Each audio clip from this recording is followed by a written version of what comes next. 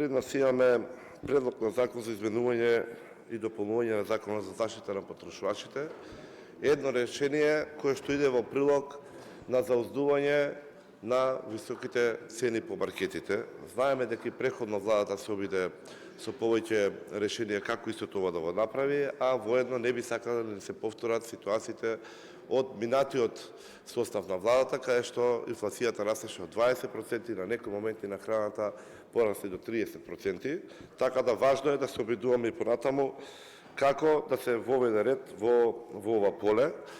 Не е дека само Македонија се сочувала со ваква ситуација, добар дел од Европската унија и светот имаше ист или сличен предизвик, меѓу кои и Израел, кој што имаше слично вакво решение и кој го ведува првите, што даде одлични резултати, пошто многу држави го следеа истиот пример и во регионот и во Европската унија. Што предвидува ова решение? Имено, големите, малите и средните трговци, пред се големите маркети, ќе имаат обврска цените на дневно ниво да ги објавуваат на своите веб страници. Се разбира дека ваква алатка допринесена со уште неколку други нови електронски алатки ќе дозволат транспарентност, фер однос и заштита на потрошувачите. Бидејќи истите ќе бидат во состојба да ги гледат, да ги следат, да ги споредуваат и да го изберат маркетот за кој што нуди најдобри услови во нивниот интерес. Така да првишната и основна цел што треба да не биде водилка кај сите нас е заштита на потрошувачите и заштитата на граѓанинот. Не е дека е неоснована мерката, сите имаме услови и начини и инструменти да се пратат и приходите и профитите на маркетите, кои што знаеме дека не се одвесуваат со самите состојби во кои што ги доведуваат граѓаните. Определени производи има несразмерно поголеми цени од една локација до друга или од еден маркет до друг. На овој начин, со објавувањето на цените транспарентно, ќе имаме фер однос, основи за конкуренција, кај што граѓаните ќе можат истите ги споредуваат.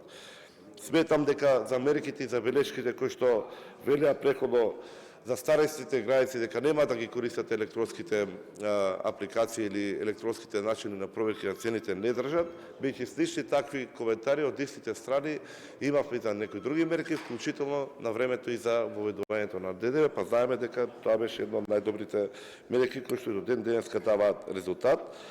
Уверен сум дека и овој закон, примената на истиот, ќе донесе подобар однос, поголема транспарентност и подобра заштита на потрошувачите. Имено во самиот закон се дава опција за овластување со член 15 во суштина, по-конкретно, се дава овластување на инспекторите да реагираат веднаш доколку увидат неусогласување помеѓу цените што се во маркетите и оние објавените на веб страната.